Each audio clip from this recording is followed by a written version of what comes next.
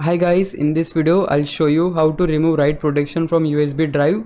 If this video helps you, please consider subscribing my YouTube channel and liking the video. So first of all, before you do anything, you need to make sure that if your USB drive has any kind of physical switch for write protection, you just need to turn off that and then your problem will get solved. But if it is not the problem in your case, you can just try the second method.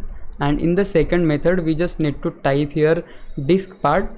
Make sure to type it fully because there are two disk part and we need to open this one. If you get any kind of pop-up there, you just need to click on yes, then you will see this window, and right here we are going to type list space disk and then just hit enter. Now as you can see right here, we have all the disks which are connected to our PC, and from here we have to select that one of which we want to solve the problem for.